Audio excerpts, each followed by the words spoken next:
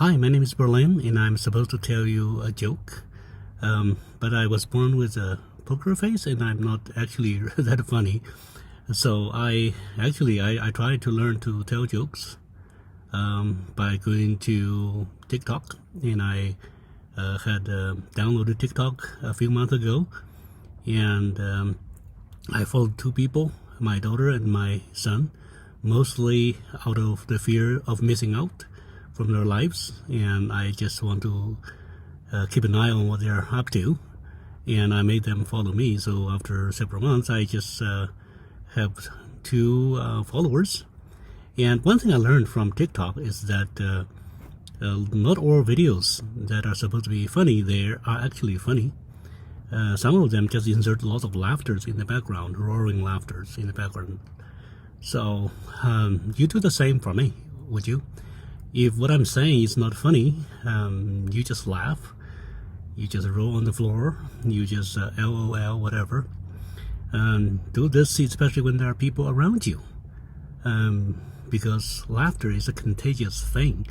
When you're happy, other people are happy, and if not, at least people will find you to be an interesting person in the public. What's that guy up to? Okay, anyway, I do not actually have a lot of jokes today, but I want to tell you something that happened today, and someone asked me an interesting question. What is my real name? You might have wondered about this in the past, because there's something peculiar about Chinese names. We reverse the order, etc. Actually, we say Fan Bolin instead of Berlin Fan. Okay, anyway, I'm just not surprised at this kind of question.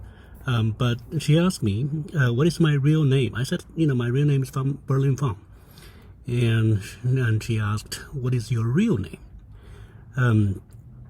This made me feel like that I'm some kind of a James Bond kind of a person that have a code name or something. But then I repeated that my name is Berlin Fan again. And then she said, that's not what I saw when I get your email, because that your email signature spells your name as Berlin Fan, B-A-I-L-I-N, not Berlin. Then I realized what she was talking about. So to explain that kind of discrepancy, I have to explain what happened earlier. Many years ago, when I was getting my passport in preparation to come into the U.S. to study, the clerk processing my passport asked for my Chinese name. I give the Chinese name, Fan Bolin, to her. And that name can be spelled either B-A-I-L-I-N or B-O-L-I-N. And what I thought, she just chose the wrong one, B-A-I-L-I-N. I said, please, choose the one that I prefer to be called. Actually, it's Bolin, B-O-L-I-N. But she said, in order to change it to the name that I prefer, I have to present a transcript with that preferred name on the transcript by the professor in the U.S., because I explained that that's where I'm heading. I said, that's not possible. It's a catch-22 situation, because I'm getting a passport to go to the U.S.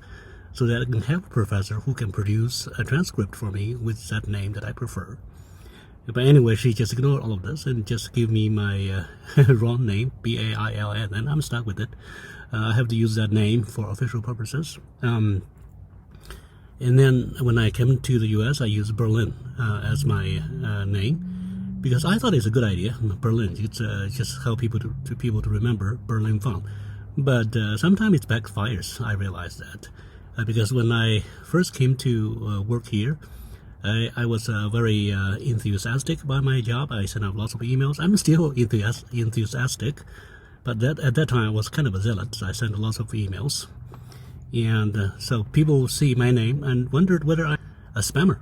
Okay, so there's a professor asking another professor, is Berlin Fan a real guy?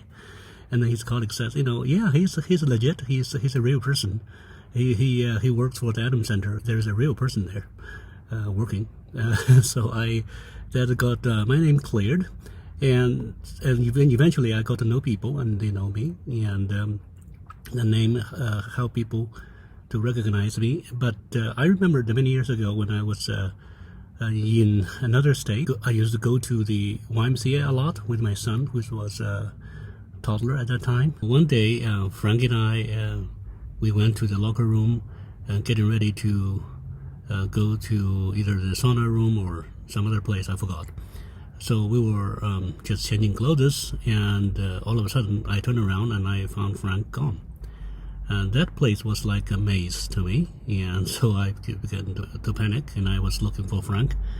And there are several other guys, also undressed, and saying that I was looking for a boy, and he just held me along. And so there were a number of half-naked guys running around looking for a toddler. Quite a sight. But eventually, of course, we got Frank. We found Frank, and at that time, a gentleman who looked a little bit familiar, and I think I recognized him.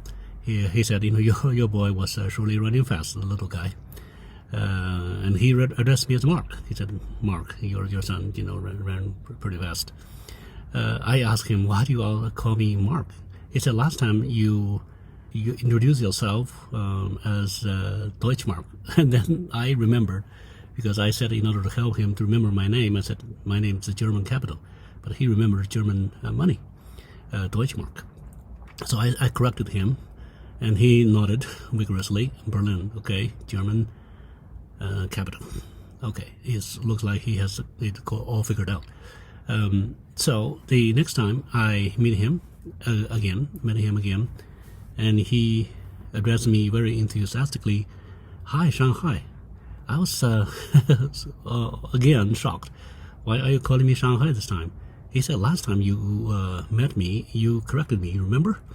You said your name was the capital of China. I just again credited him, saying, Shanghai was not even the capital of China. Beijing, yes. So guess what happened next? So I became Beijing. That was still in another state, which I have left.